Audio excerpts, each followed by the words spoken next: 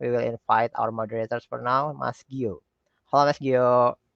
Hello, everyone. Good morning. Hope you're Okay, good enjoying the morning. yesterday session. Okay. Yep. Okay, so we'll hop on to Mas Gio with Yes. Mas Gio. The talk is yours. I mean, the Okay. session is yours. Thank you. Folks, I hope you enjoyed yesterday's session, and I hope that you will be also enjoying the today's session, which I think will be equally exciting as yesterday. So for today, to kickstart the morning session, we will have a keynote by Al Sweigart. I think a lot of you must already know Al Sweigart, right? He is a software developer, UI designer, and also a prolific book author. I think there are actually tons of book that you can access for free in Invent with Python. Uh, just to highlight some of it, there's the automate the boring stuff with Python, and there's the cracking codes with Python. There's the invent your computer games with Python, and dozen or tons of other books that with I cannot actually read one by one because it's just too many to list, right? So I think let's just get started. I'm going to invite Al into the stage. Hello, Al. Hello. Nice, Hello. nice. Hello. It's really exciting to meet you today. And I'm kind of hoping that maybe in the future we can actually meet in person with all the other community members. Yes. Yep, yep, Hopefully, yes, yes. yep, yep. By the way, you're in Chicago, right? It's 13 hours different from Jakarta. The Chicago time zone. I'm actually in Yeah, Houston, Texas, Houston, right Texas. now. So it's Okay. it's about 8:45 p.m. for me right now. Okay, so it's Yeah. evening. It means that you still have the whole Sunday tomorrow, and we are going to Mhm. back to work tomorrow. Yes, I'm going to Okay. sleep soon after mine. It's been a long day. Okay, Al. Are you ready with your presentation? Yes, I think so. Yeah. Okay. I think we can just start. The stage is yours, Al. Yep. Thank you. All right. Hello, community. Hello, PyCon Indonesia. Thank you for having me. Thank you for to all the conference organizers. I really appreciate the efforts that the organizers put into these conferences. I've helped organize conferences before, and I know that it's not one big job. It's 10 million small jobs, and things are on fire all the time. There's just so much chaos, but it's great when the conference all finally comes together and everybody has a great time. So thank you to the organizers and thank all of you for coming to this conference.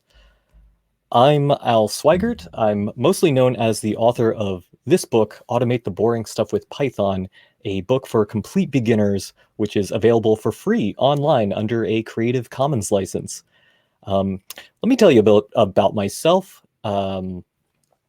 I like programming. I like writing books about programming. I also like origami and bicycling. And I absolutely hate telling the story of how I learned to program. I I just hate it. I can't stand it at all.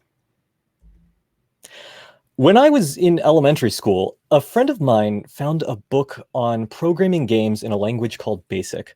I was pretty lucky that I grew up in a house with a PC.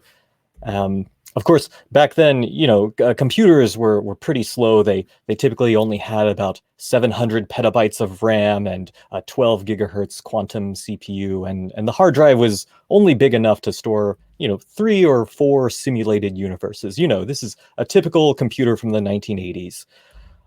Now, I was really into Nintendo, so programming seemed really cool to me. And after high school, I majored in computer science, and then I became a software engineer, and I moved to San Francisco, and I started writing programming books. And the fourth book I wrote was picked up by No Starch Press, and now I write books full time. I hate telling this story. It's a true story, but it's also an incredibly misleading one. I hate telling this story because people might hear it and think, well, I didn't start programming in the 3rd grade, or I didn't have a computer growing up, or I didn't major in computer science, or I didn't go to college, or I didn't do well at math. And people get the misleading idea that in order to become a capable software developer, you need to have started young and born with a high IQ and had elite training. And that's, of course, complete nonsense. The part of my story that doesn't get told is that the games that I made weren't really that good. They were derivatives of games that I had copied from other people, and I really only had one book that I learned programming from, and all the others were these technical manuals that were just way over my head, or they were really generic books about computers. I didn't even know that when I went to the library, I should try to find books about programming and not computers. I just didn't know. I didn't have Wikipedia or search engines or YouTube tutorials. And I knew maybe 3 other kids who were also into programming, and they didn't know much more than I did. Programming is so much easier now. I mean, it's still hard, but there are so many more resources available. The languages are more readable. The tools and documentation and community are all just so much better now compared to the 1990s. And we have the internet, so we can reach all of these things. And so in the introduction to the second edition of Automate the Boring Stuff, I wrote, everything I learned about programming in the years between grade school and high school graduation could be learned today in about a dozen weekends. My head start wasn't really that much of a head start. But the expectations today are so much higher. When you say programming, people today think of self-driving cars or AAA video game titles or social media websites with millions of users. No one's really impressed by guess the number when a billion-dollar tech company is a normal household name. You've probably seen news stories that say something like, these local teenagers may be the next Bill Gates, Mark Zuckerberg, Elon Musk, or some other white guy who comes from a rich family. These stories are everywhere, and you can find them by doing a news search for whiz kid programmer. Now, the articles never go that much into detail about the actual software that these teenagers create. So I started digging, and I noticed that a lot of the programs that these whiz kids made aren't great. I mean, I don't mean to take away from their accomplishments. They are way ahead of most other kids their age, and they're certainly ahead of me when I was their age. But mostly the programs that they make are just nice demos or they're recreations of existing apps. They aren't geniuses or self-made millionaires, because producing actual software is so much more than just writing code. But that gets lost in these news stories about whiz kids. Now, was I one of these whiz kids? Well, I don't mean to brag, but in high school, my computer science teacher picked me and 2 other students to represent our high school at a city programming competition. There were 3 of us on our school's team, and there were 14 teams representing 14 high schools. And we had 3 hours to solve 10 problems. The easiest problem was worth 1 point, and the harder problems were worth more. And at the end of 3 grueling hours, our team scored 1 point. Yeah. All of the problems, except for the first one, required reading input from a text file. And I didn't know how to do that. And neither did the 2 other students on my team. We all spent 3 hours reading help menus and documentation to try to figure out how to read text from a text file, and we got nowhere. So we could only answer the first question. But the thing is, we tied with or did better than 10 of the other schools. 11 out of 14 teams at this competition of hand-picked computer nerds scored 0 or 1 point in this programming competition. So how did I get here? How did I manage to become a software developer and write a proper popular programming book and get invited to give the keynote at a conference? You know, was I a bright and talented computer whiz kid? Yeah, sure I was. I mean, I have imposter syndrome, just like a lot of other people in this industry. I feel that I'm not as smart as other people say I am, and I worry that one day I'm going to be found out and people are going to find out that I'm a complete fraud. And the reason is because I am a total fraud.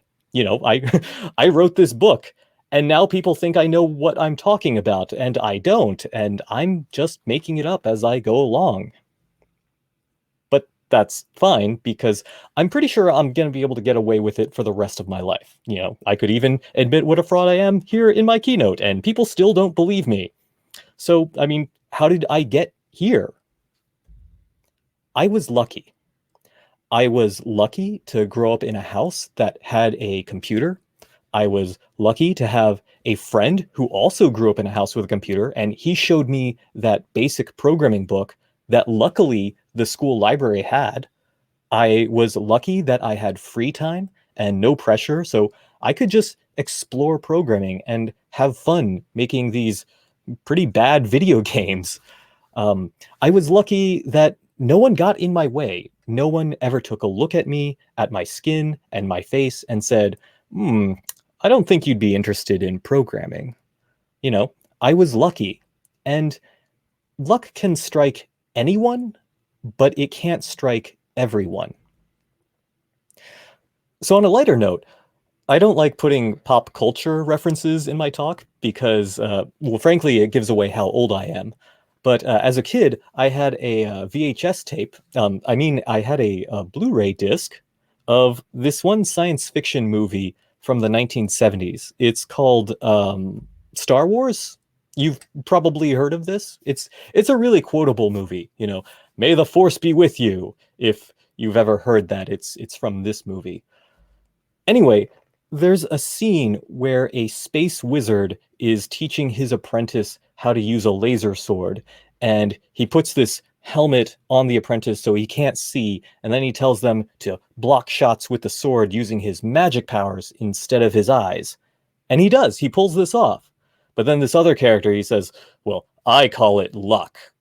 And the space wizard replies, in my experience, there's no such thing as luck. And I thought, that's cool. Yeah, that's like me. I make my own luck. I'm a 10-year-old watching Star Wars, and I know how the world works. You have to have talent and work hard, and the best people rise to the top of our meritocracy. There's a saying that luck favors the prepared, which implies that random chance doesn't play a significant role, and talented, hardworking people are eventually rewarded. And that's kind of true, but I discovered another saying, luck favors the supported. Now, I got where I am today because I had a lot of support. Not everyone can be lucky, but everyone can be supported. But in order to do that, we need to create inclusive communities and lower the barriers to entry. We can't just use the same excuses of, well, people need to earn their place in our community and people need to have a thicker skin. You know, that's not high standards. That's just hazing. And if we can't lower these barriers, we need to smash them. We can't just hope that people find the right book and then everything falls into place and they become software developers. Now, there's going to be some people who are hearing me say this and they say like, oh, well, Al, this is a programming language conference. Why are you talking about diversity and inclusion? You know, code doesn't care about your feelings. You know, why can't you be objective and rational? You should be talking about algorithms or why Python 3 is terrible compared to Python 2. Why is diversity important? Well, let me tell you a story that takes place before the story of how I learned to program. In 1985, Nintendo released the 8-bit Nintendo Entertainment System and Super Mario Bros. This was the first video game that I ever played, and it directly led to me wanting to learn how to program. But there were earlier video games. In 1972, Atari released Pong, which became immensely popular and introduced a wide audience in America to video games. And lots of companies started making their own copies of Pong with their own hardware. Atari released their own home console, which had hundreds of video game titles. One of these was E.T. in 1983. This was based on the E.T. movie, which was very popular at the time. But the game was rushed. The developers only had 5.5 weeks to make it so that they could release it in time for Christmas. And when it came out, people hated it. It was confusing. You weren't really sure what you were supposed to do or where you were supposed to go. The controls were bad. It was also just a boring video game. Now, compared to the beloved movie, the game was a huge disappointment.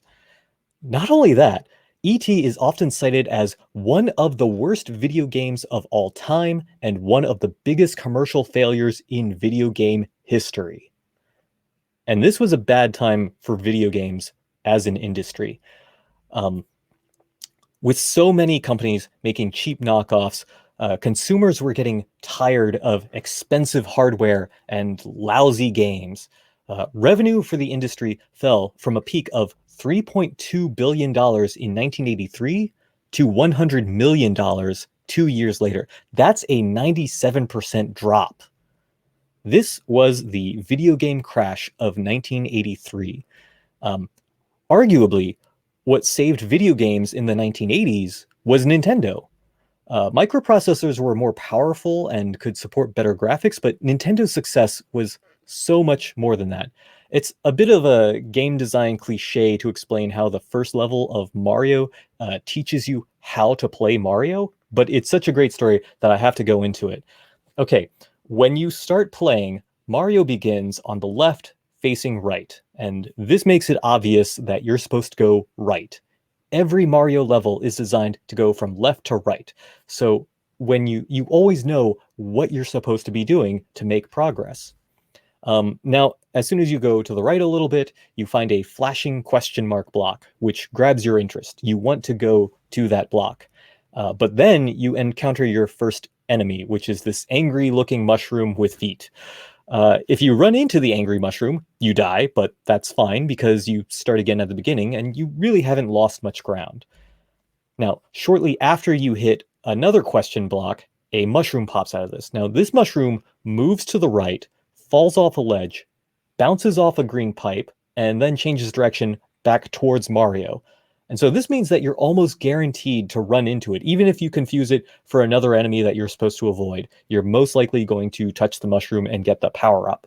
Now, this one event teaches you a lot about how objects in this video game world behave. There are power-ups, they are affected by gravity, they move on their own, they can collide with other objects and then change direction. And so you learn all of that, and then you continue going to the right, and you jump over that green pipe. And then there's a second green pipe that's just slightly taller. And in Super Mario Brothers, the longer you hold down the jump button, the higher Mario jumps. So there's the second pipe that's a little bit taller, and then there's a third pipe that's even taller than the second pipe. So it's fine if you mess up. The pipe isn't going anywhere. So this lets you practice high jumping until you've mastered it, which is good because right after the green pipe is a bottomless pit. So you had practice jumping, and now comes the test. Now, if you jump too early, you'll end up falling into the pit instead of landing on the other side. So to prevent that, there's a hidden power-up block that you will run into, and it makes you fall down immediately so that you don't fall down into the pit. Now, up pops this other power-up that gives you an extra life. So this not only keeps you from making a bad jump, but it also teaches you that in the video game, there are secret hidden blocks that you can run into. And there's tons of stuff like this in this first level. This was a tutorial level before the term tutorial level even existed. Now, the main game designer behind Mario and other classic Nintendo games is Shigeru Miyamoto. There's a great quote of his from an interview. He says, well, early on, the people who made video games, they were technologists, they were programmers, they were hardware designers, but I wasn't. I was a designer. I studied industrial design. I was an artist. I drew pictures. The person who is arguably responsible for much of video gaming's comeback in the 1980s, and also made me and many other people want to become programmers, he wasn't a programmer. He didn't devise new algorithms or write a compiler or invent a programming language or anything like that. Now, this non-programmer's impact on the programming world is immeasurable. Diversity is important because different people not only bring different skills and perspectives, but they also have different needs, and that necessitates a variety of invention. And the world is a diverse place. And if your community is a monoculture where everyone is the same and comes from the same background, it's going to have an existential danger of becoming irrelevant. Now, the thing about barriers to entry is that they're often invisible. It's easy for us to look around a room and see the people who are there, but it's also easy to forget to look for the people who aren't there. Let me put it like this. When Al Sweigart walks into a tech meetup, Al Sweigart sees a lot of people who look like Al Sweigart. I'm biracial, white and Asian. I'm a cisgender man. I'm able-bodied and under the age of 60, and I speak English natively, and I have a college degree, and I have nerdy hobbies. When I tell people that I'm a software developer, no one is surprised. I'm a culture fit. Of course, there's no rule that explicitly states that some kinds of people are welcome and some aren't, but there doesn't need to be. Exclusion in communities can happen anyway. It's a problem that is very large, but also very subtle. And I'm sorry that I have to gloss over so many details. This is just a 1-hour talk, but for the people who are sick of me, rambling about these feelings and inclusivity and everything, well, let's go into start talking about some technical programming and algorithms things. Let's be objective and rational and logical like real programmers. This is a computer simulation called The Parable of the Polygons by Vi Hart and Nikki Case. It's a story of how harmless choices can make a harmful world. Now, in this simulation, there are triangles and squares. And triangles and squares don't dislike each other. They just have a slight preference for being around people like them. There's nothing wrong with that, right? So if a shape has less than 1/3 of their neighbors like them, they'll move to a random new place. Now, this doesn't seem so bad. They're not moving away from people who are different. They just have a slight preference to move closer to people like themselves. Now, when we run this simulation, we end up with a society that is deeply segregated. Okay, at this point, we learn, we shouldn't have a bias for people like ourselves. So we decrease that bias from 33% to 0%. So problem solved, right? Well, no. When we run the simulation again, there's nothing that pushes for desegregation. So a segregated society stays segregated. So if your solution is to say, well, I don't even see differences in shapes. There's only one shape, and that's polygon. That's not a neutral position to have. It's a position that maintains segregation. I don't see shape is a pro-segregation position. But is that so bad? So what if nerdy programmers just want to hang out with other nerdy programmers? What's the harm? What do we lose? I don't see anything missing. There is a way to turn a community from segregated to diverse, and that's to have just a slight bias against monoculture, to take active steps towards creating diversity. And it doesn't have to be much.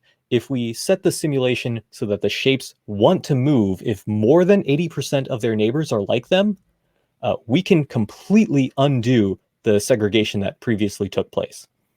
Now, there's also other issues of people just being a token representation, or how people can assimilate to other cultures. But this is a short talk, so I'm going to continue on. One of my nerdy hobbies is science fiction, specifically the cyberpunk genre of science fiction. Now, cyberpunk is usually about hackers and high-tech, low-life kinds of settings. If you think about The Matrix or Johnny Mnemonic, well, actually, that was a terrible movie. So just think about The Matrix if you need an example of cyberpunk. The cyberpunk genre began with William Gibson's novel Neuromancer in 1984, but my favorite cyberpunk novel is Snow Crash by Neil Stephenson. This was published in 1992. This is the novel that had the concept of the metaverse, which has now become popular again. I guess Mark Zuckerberg must have read this when he was younger. But this book specifically has one scene where it describes a programmer named Juanita working at a software company that's making the virtual reality version of the World Wide Web. It's the metaverse. And specifically, she's working on making the faces of the avatars be able to convey emotion and expression. So everybody will have their own computer-generated avatar, and she wants the faces to be able to like smile and or frown or be confused or just show lots of facial expressions. It wouldn't just be a static face that would represent people. And the book goes, but at this phase, the all-male society of bitheads that made up the power structure of Black Sun Systems, that's the company she works for, they said the face problem was trivial and superficial. It was, of course, nothing more than sexism, the especially virulent type espoused by male techies who sincerely believe that they're too smart to be sexist. Now, this is a book describing the tech industry 30 years ago, and I think about this line, and I also think about this tweet from Jessica McKellar, who was the PyCon diversity chair for many years. And she shows how PyCon went from having 1% of its talks by women to 40% in 5 years. And I think about how little tech has changed in 30 years since Snow Crash first talked about this. And then I think about how much it can change in 5 years if we actually take this issue seriously. Now, does this mean that we have to lower our standards to increase diversity? No. PyCon US sells out every year. This isn't about lowering standards. It's about lowering the barriers to access. It's about acknowledging that these problems still exist and saying that, no, it is 2021 and we will not ignore this anymore. So let me leave you with some tips. My first PyCon was in 2011 in Atlanta in the United States, and it's a lovely town. They have this great aquarium there that has whale sharks, and that's the first time I've ever seen whale sharks. It was, I really loved it, and the conference was so friendly, and I realized, oh, I really need to go to more conferences now. But since then, I've learned a lot about how to make the most of PyCon. So this is more advice for in-person conferences, but a lot of it translates to online conferences as well. First, the point of PyCon is to meet people. Now, the talks are great, but most of the time they're also being recorded, so don't feel like you have to cut conversations short just to make it to every single talk. When you're chatting with a group of people, you naturally want to stand in a circle, but instead stand like Pac-Man with an open part so that new people can join the circle and the discussion. Ditch your friends.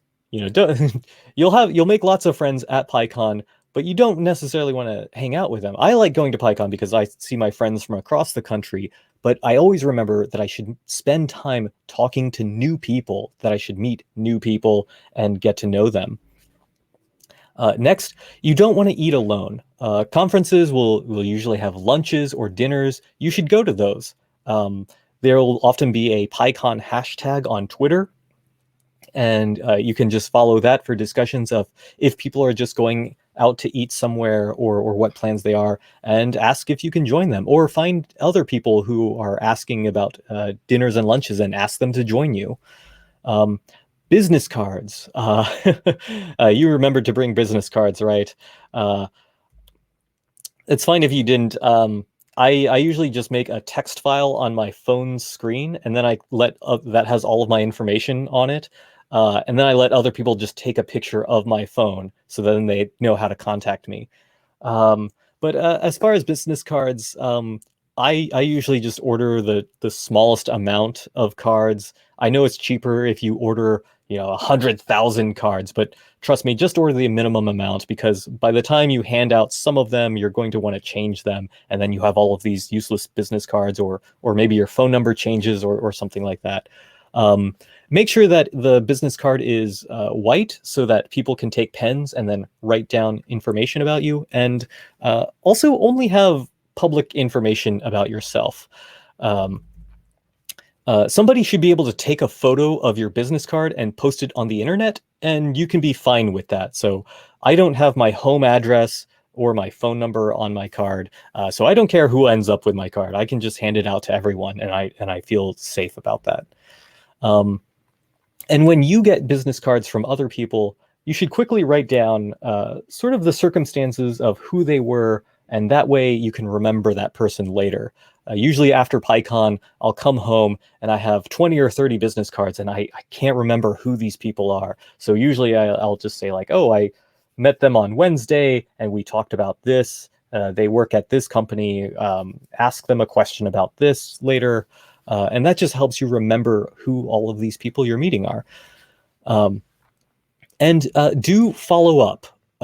Twitter is great for this, for the Python community, but just go online to other social media websites, and you can just follow them, or maybe casually chat. Even if you don't have a Twitter account, you could sign up for one just for following people at PyCon and chatting with them there. And then finally, this will be for one day when we're back to actually being in person. How to meet new people, and I call it the shirt color trick. So imagine that you are in a room full of strangers and you want to pick someone to talk to. Here's what you do. You should think of a color and then find the closest person wearing a shirt of that color and talk to that person. Don't think about it, because the more you think about like, oh, who should I talk to, the more likely that your own internal bias is going to choose someone you talk to. It's probably going to be someone like your same age, your same gender, somebody who is like you, and you want to meet new people and different people at conferences. There's going to be very few times where you could just sort of meet completely new people that you otherwise wouldn't talk to. And the best way to do this is to talk to someone random. So just pick a shirt, think of a color, and then find like, oh, green. Find someone wearing a green shirt. Talk to that person. Don't think about it. Just talk to them. Because this is a great just hack for your brain to get rid of your biases. And this way you can talk to someone that could be anyone. And this way we include everyone in our in who we talk to. And really, that's probably the best way to create more inclusive communities. Oh, now, thank you very much for having me. This has been my talk. It has been really great here, and hopefully in the future soon, we'll be able to see each other in person. So thank you very much. Thank you very much all for the very, very good talks. And we have people buzzing already in the chat section. We have a lot of questions actually already coming in. How are you enjoying giving talks like this? I mean, like, obviously speakers usually love it more when they can actually see the audience and see their reaction to your talks, right? But what do you feel about the past 2 years? I think it's going to be like this for a while, right? It feels weird. It's not bad, but it takes getting used to. And I'm looking at my webcam right here, and it's just like a single unblinking eye.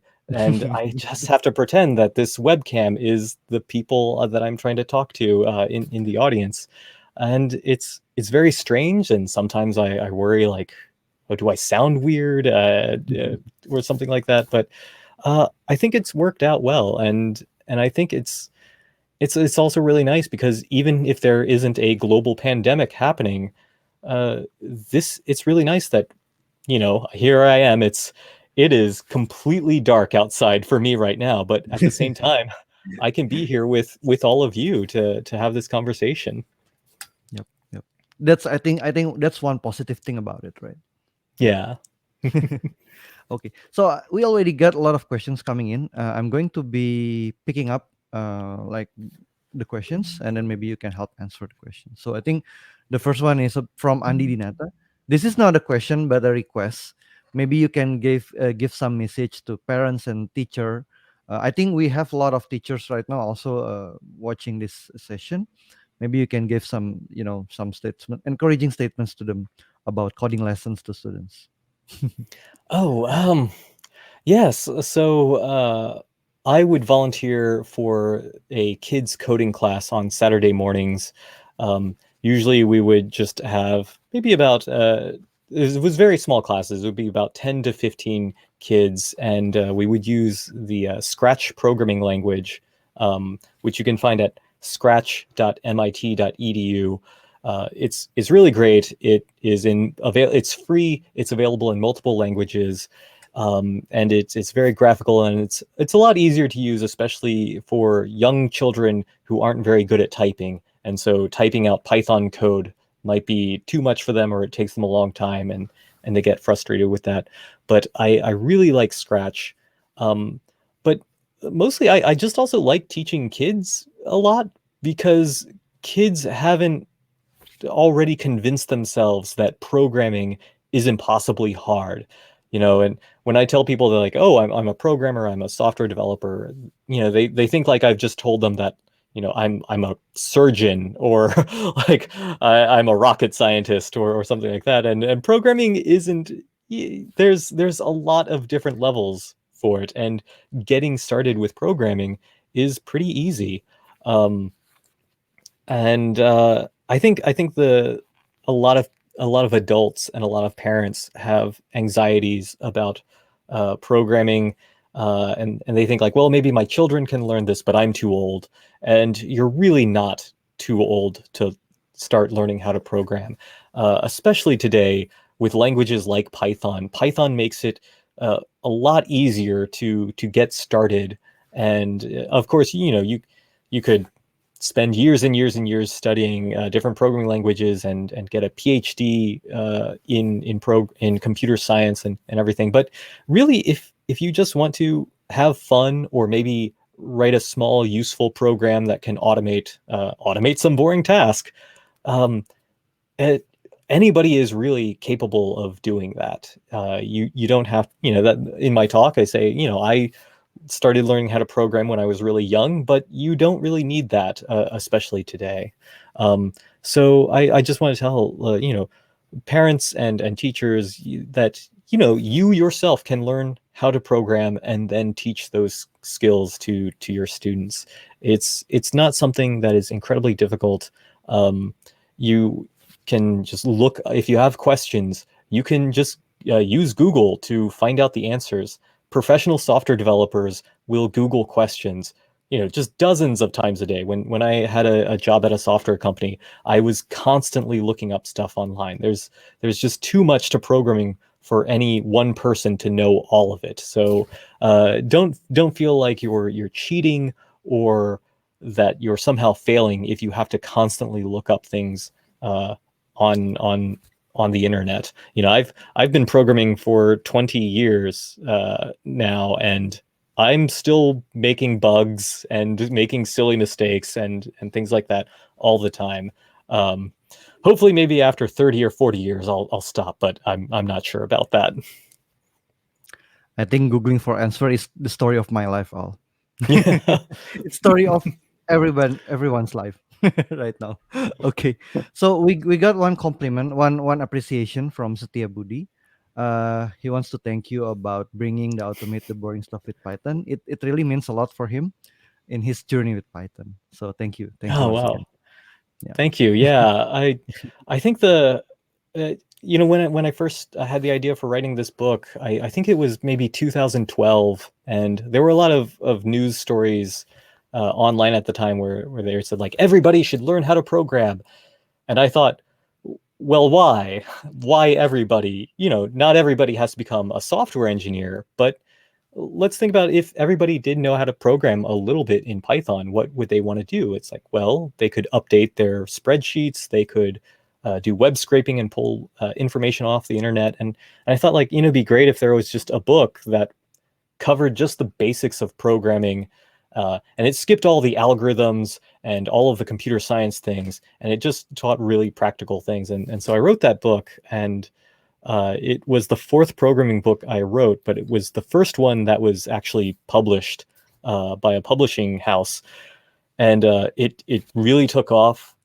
I used a Creative Commons license, so that I would also say, well, you can buy this book, but it's also available online for free, and I think that just helped it reach such a wider audience. And I'm always amazed that it's really taken off as well as it has. So yeah.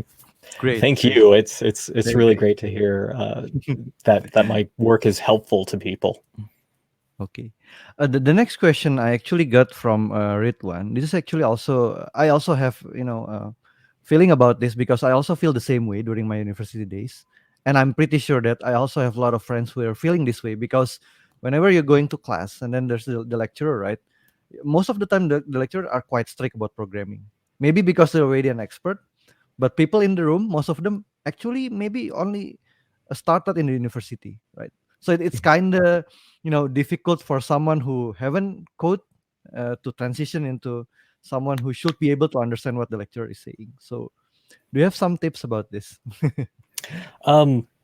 Yeah, programming is really difficult because you have to be so exact when you're typing out the code, because the programming language has a very specific syntax, and if you make a typo, or you forget a parenthesis, or you put a comma where you're not supposed to put it, you get this error message, and it's usually not very helpful. Although Python 3.10 now has much better error messages that help that out, but a lot of times it just says like your computer is just constantly saying you're wrong, this doesn't work, I don't understand this code, and it's really easy to feel very stupid. And my advice is to get used to that, because that's going to be happening for the rest of your life. I constantly still make mistakes, and then I think about this, and the thing though is that after a while though, there will be a moment where it clicks, and suddenly you start understanding something that you haven't understood before. I think one of the best things about me learning to program on my own as a child was that I didn't have anyone grading me whatsoever. I could just make these simple little programs and little games and things like that. And if they worked, that was great. If they didn't work, that was fine. I wasn't going to fail a class or anything. And I didn't learn all that much, but it did make me feel safe just making mistakes and things like that. And, there's a common joke where people say programming is basically, writing code and just saying like, I hate programming, I hate programming, I hate programming. And then your program works and suddenly you love programming because everything is working out perfectly. And I have that feeling probably once or twice a day where I'm trying to get something to work and it's not. But the nice thing is that, the computer is not judging you. The computer isn't, you're not embarrassing yourself to the computer. So you don't have to feel bad if you're suddenly getting error messages from the computer. And also that there are a lot of things that I would say that a lot of people who are good at programming are not necessarily good at teaching people to program, because it's something where you learn all of these new techniques and more advanced techniques, and you like programming, and so you like all of these sophisticated algorithms and things like that. And then when you teach new people you want to show them all of these sophisticated techniques and things, and it's way over their head. I don't know. It's never feel that you're too dumb to program, or that you're too old, or that you're not good enough at math, or something like this, because everybody has this experience, and it also never really goes away. It doesn't matter how long you've been programming, you will still write bugs, you will still make mistakes. It's that you just get more comfortable sitting down and saying, okay, I'm going to figure out how to fix this. Okay. I actually want to really highlight your statement about getting used to the error message that's being thrown off by the programming language. Because right now what happens is that whenever I working on a computer program and it's working on the first try, I'm getting anxious now. I really want the error message now. So it's the other way around after you're getting used to it, right? You want the error message to come out. Yeah, it's like, my program didn't crash. What's wrong with it? Yeah, exactly. Okay, so this is about next is coming from RD. So RD is asking about the best tool to teach elementary school kids about programming. I think you also have this website called Invent with Scratch, right? Maybe you have some Yes. comments on these questions. Yeah. Yes. So yeah, I really encourage people to use this Scratch programming environment. Um, Scratch says that it's best for students between the ages of 8 and 16, but in my experience, usually when students are about 13 or 14 years old, that's usually when they want to start using like a programming language like Python. But Scratch is it's they've made so many good design decisions.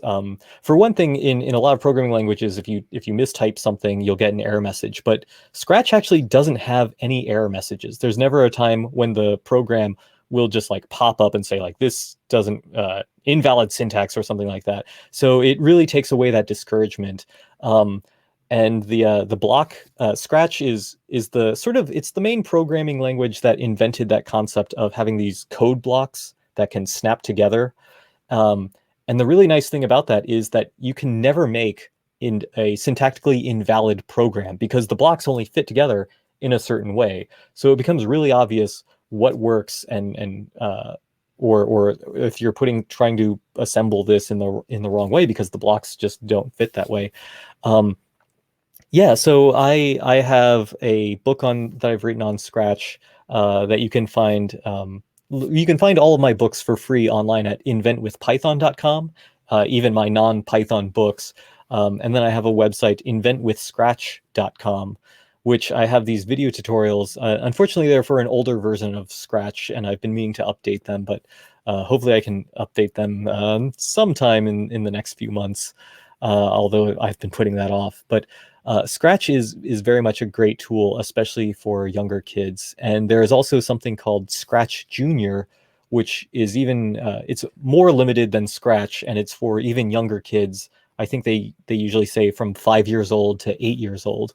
I have definitely found that in the class that I volunteered to teach using Scratch, 8 years old was usually about the youngest that you could go, maybe 7-year-olds, but I remember there were some 6 and 7-year-olds who really had trouble sort of following along, because at that age you're getting used to sort of just addition and subtraction and counting, and programming is a bit much for that.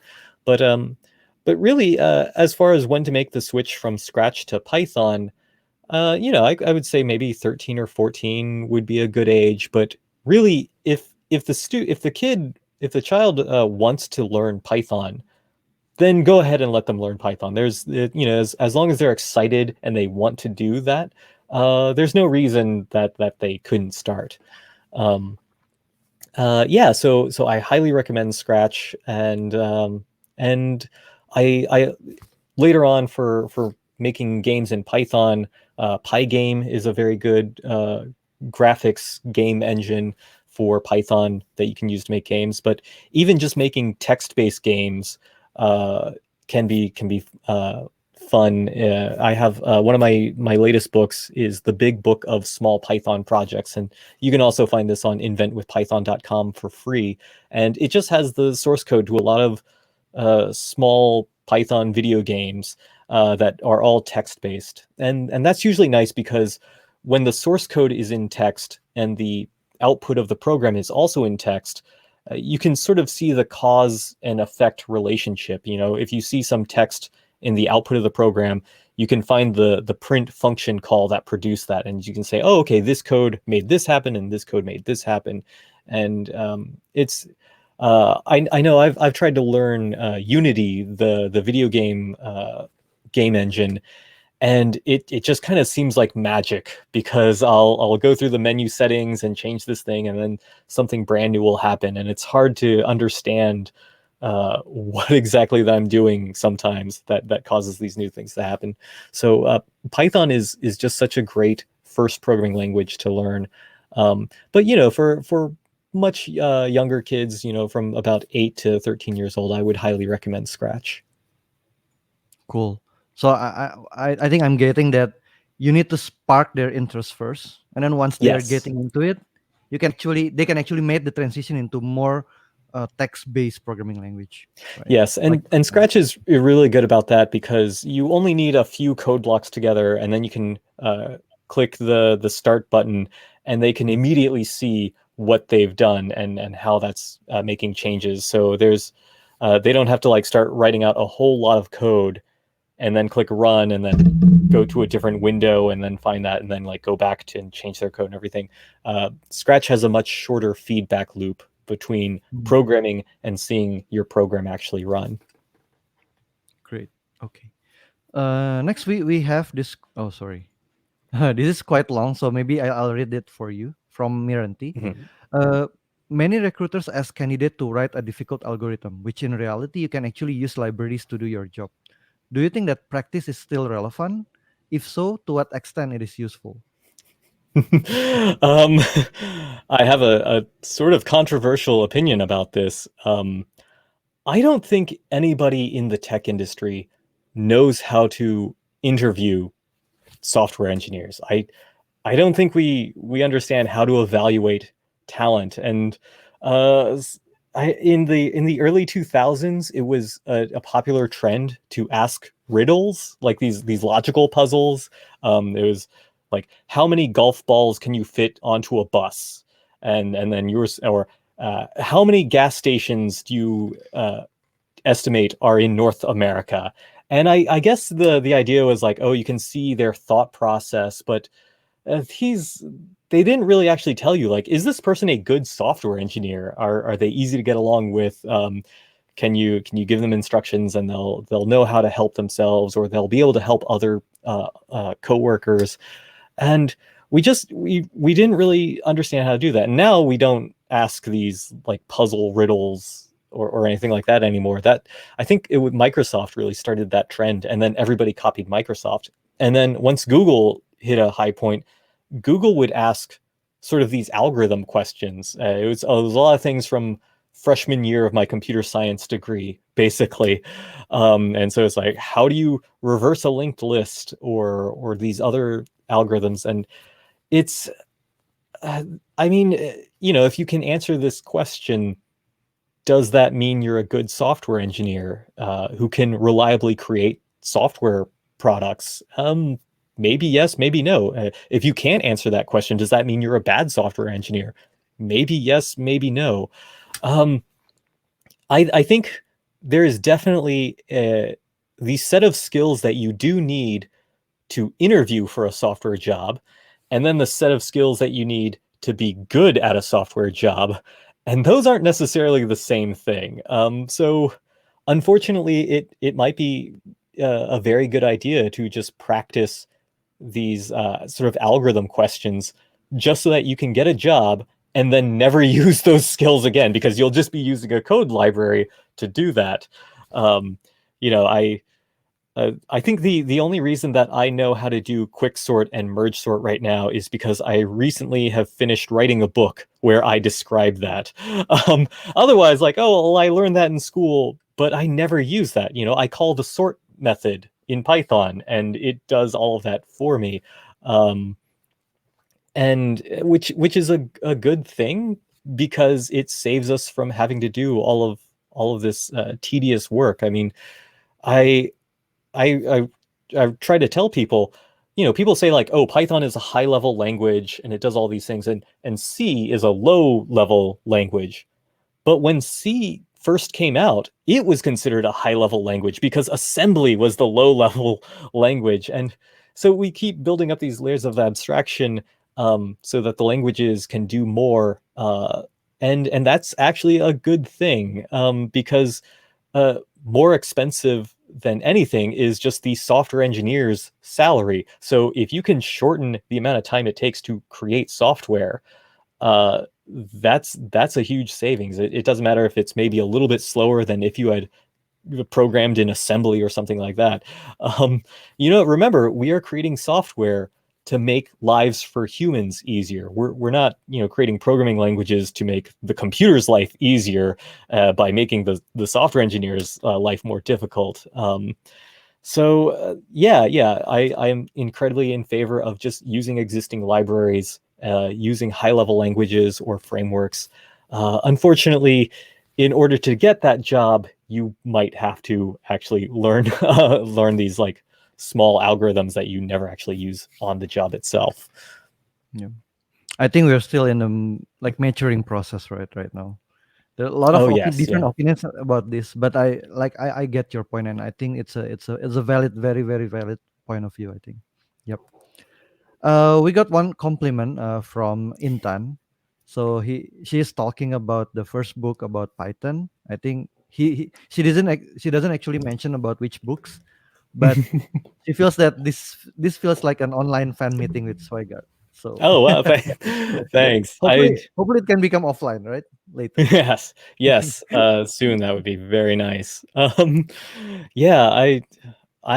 just always happy that it seems so weird that the thing that I worked on for a while just, and then I could put it online, and now suddenly people all around the world find it useful, and I'm really glad that I made it freely available online. It seems almost ridiculous that we have computers and the internet, and it's so easy to copy information, and yet we try to limit and restrict that, when really this is going a lot into how we want to set up our society and how to make sure that authors and other creators can get paid. But I feel like we're just missing out on so much by trying to have these artificial restrictions on sharing information and sharing data with other people.